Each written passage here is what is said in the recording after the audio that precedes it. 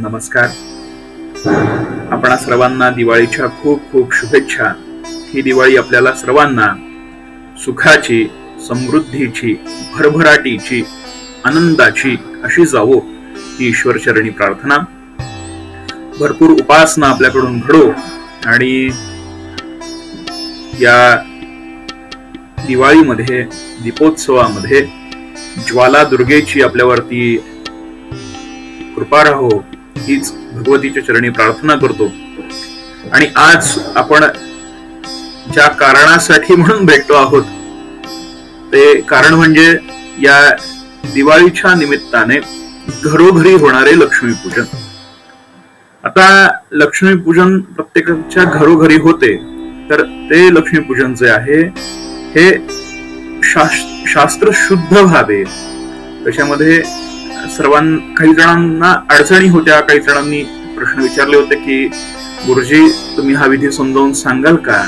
तर निश्चित आपण त्या गोष्टीवरती विचार केला आणि आपण असं ठरवलं की प्रत्येकाच्या घरी वर्षामध्ये आपण जे काही कष्ट करतो, जे काही धन अर्जित करतो, जे काही धन आपण संचय करतो, त्या धनावरती, त्या धनाचा आदर करण्याचा जो दिवस आहे, त्या मिळवलेल्या, साठवलेल्या आणि भविष्यामध्ये उपयोगी पडणाऱ्या लक्ष्मीची कृतज्ञता व्यक्त करण्याचा आजचा दिवस आहे.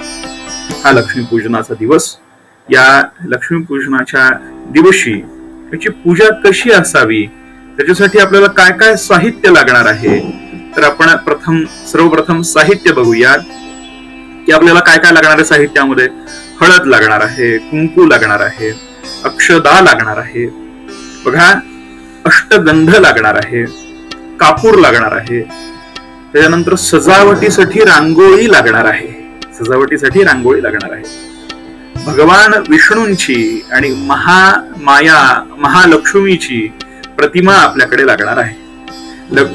विष्णूंची प्रतिमा नसेल तर घरातला बाळकृष्ण घेतला तरी चालेल.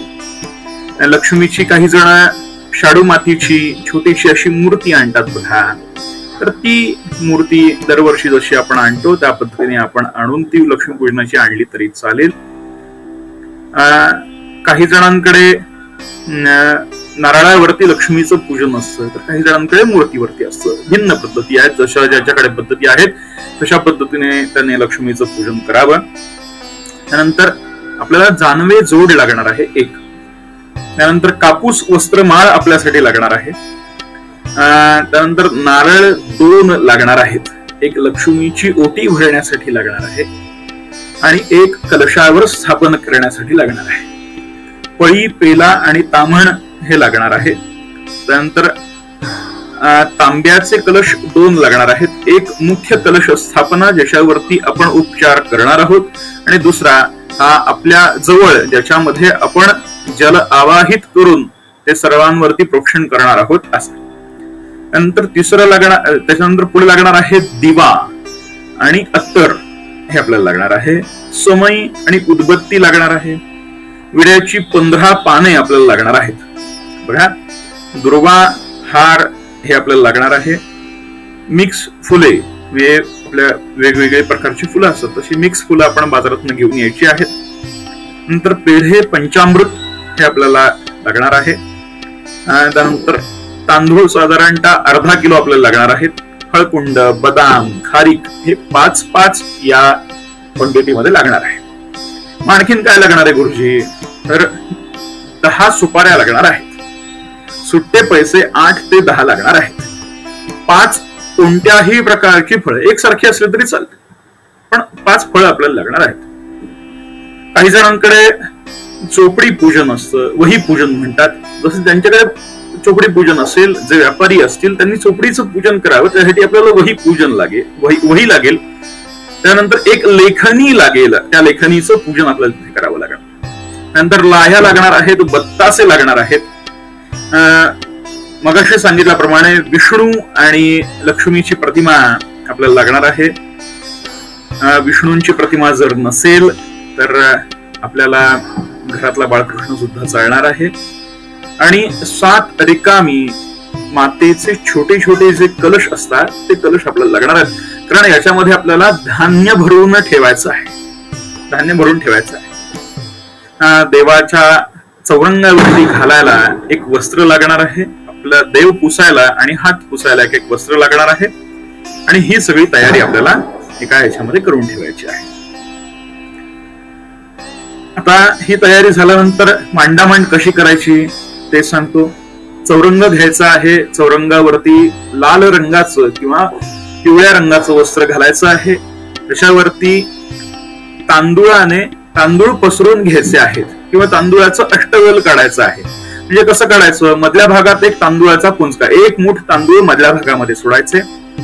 4 दिशांना 4 पूर्व पश्चिम उत्तर दक्षिण अशा पद्धतीने 4 ठिकाणी 4 तांदूळाचे पुंजके ठेवायचे आणि उपदिशांना 4 या पद्धतीने आपल्याला हे तांदूळाचं अष्टबल असं पूर्ण होणार आहे. म्हणजे ईशान्य, आग्नेय, नैऋत्य आणि वायव्य अशा पद्धतीने. आणि त्याच्यावरती कलश ठेवायचा आहे. कलशाला सूत्रबंधन करायचं आहे. म्हणजे कलशाच्या कंठ जो असतो, जिथे आपण कलशाला वरती पकडू शकतो, असा जो कलशाचा काठ असतो, त्या काठाला खालच्या भागामध्ये सुंदर असा रेशमी किंवा लोकरीचा एक दोरा बांधायचा आहे. त्याच्यानंतर कलशाच्या आतमध्ये आपल्याला सुपारी, रुपया, त्यानंतर अक्षता, त्यानंतर कोणाकडे काही रत्न असेल तर ती रत्न त्याच्यामध्ये घालायची आहेत. सोन्या चांदीचे तार जर कोणाकडे असेल तर ती तार त्याच्यामध्ये घालू शकता. नसेल तर अक्षताच अर्पण करायचे आहेत. आणि एक रुपयाचं नाणं या कलशामध्ये घालायचं आहे. आणि कलशामध्ये दुर्वा घालायच्या आहेत. आंब्याचा डहाळा एक कलशामध्ये घालायचा आहे किंवा 5 विड्याची पानं कलशामध्ये घालायची आहेत आणि त्याच्यावरती नारळ ठेवायचा आहे. असा कलश त्या तांदूळाचं अष्टदल जे काढलेलं आहे त्या तांदूळाच्या अष्टदलावरती मध्यभागी ठेवायचा आहे. त्या तांदूळाच्या अष्टदलाच्या समोर बरोबर गणेशाची प्रतिमा आणि महालक्ष्मीची प्रतिमा, विष्णूंची प्रतिमा असा ठेवायचा आहे. घरातलाच गणपती जो आहे तो आपल्याला तिथे पूजेसाठी घ्यायचा आहे.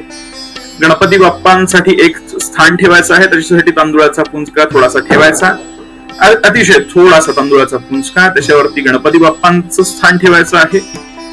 मध्यभागी महाविष्णूंचं स्थान ठेवायचं आहे आणि महाविष्णूंच्या बाजूला महालक्ष्मींचं स्थान ठेवायचं आहे.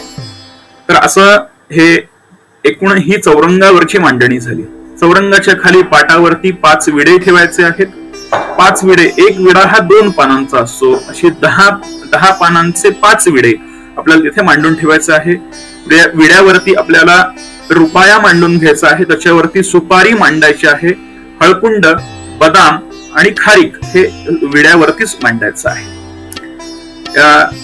चौरंगाच्या एका बाजूला शंख ठेवायचा आहे. चौरंगाच्या एका बाजूला घंटा ठेवायची आहे.